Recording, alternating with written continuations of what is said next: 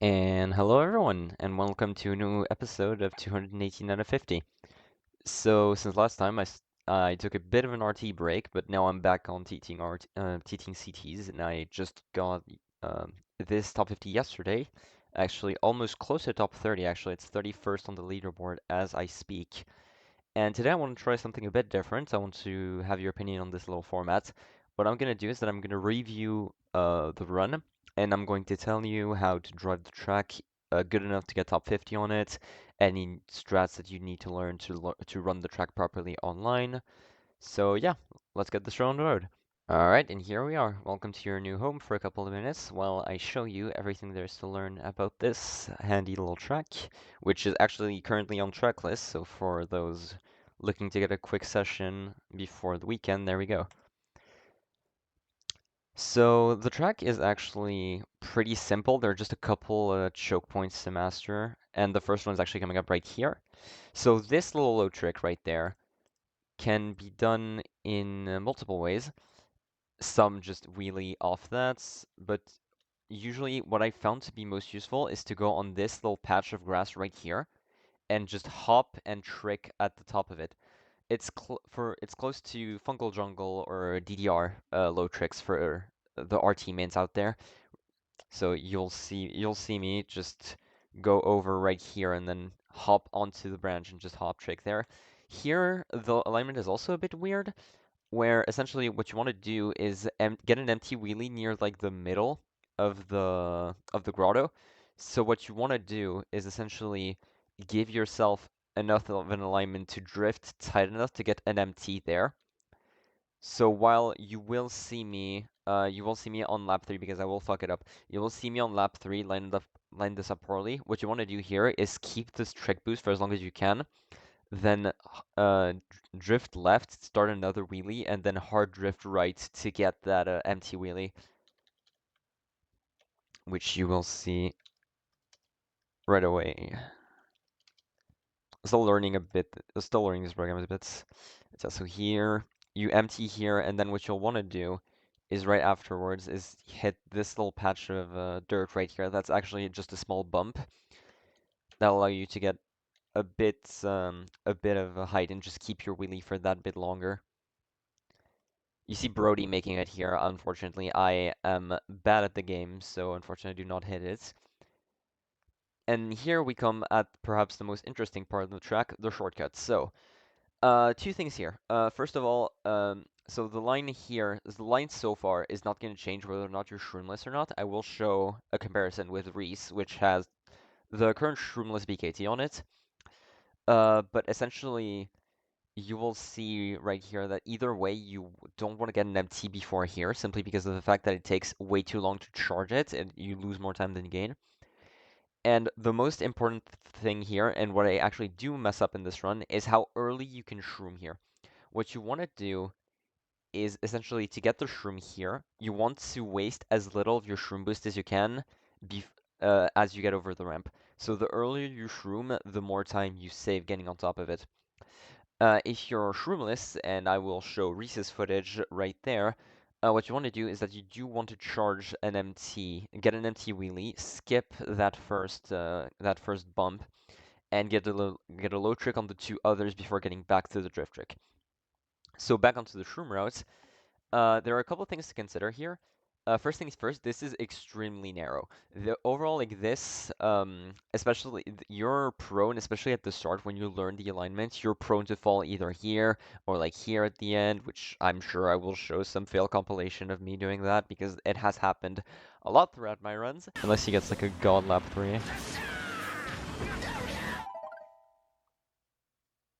I'm going to kill someone. Uh-oh.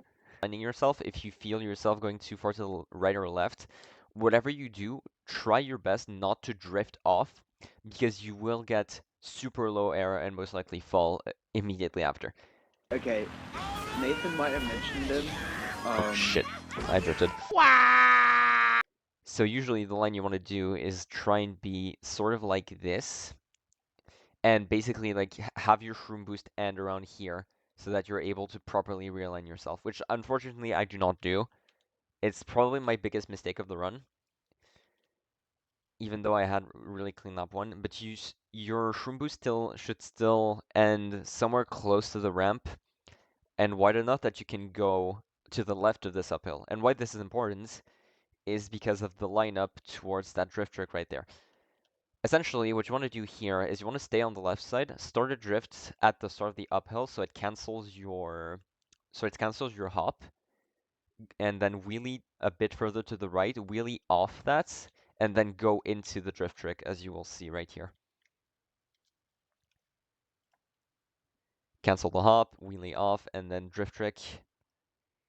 And here we come to the final choke point of the map, and most likely the one that most people will fail on online because it is admittedly a bit weird, but with proper training, it's fine. Everyone has their own little method of doing it.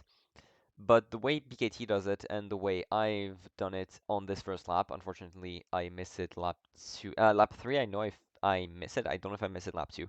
But essentially, what you want to do here is that you want to keep your flip trick speed as long as possible before making a little drift left, wheeling onto the edge of this little wooden platform, and then spin hop tricking to get over the fence. And the reason why you spin hop trick is simply because it is the best way to avoid to get a proper landing. Because if you see like the little spin I give allows me to essentially have a tighter drift going out of the jump. Whereas if I just hop trick, I land around here, which pretty much guarantees death.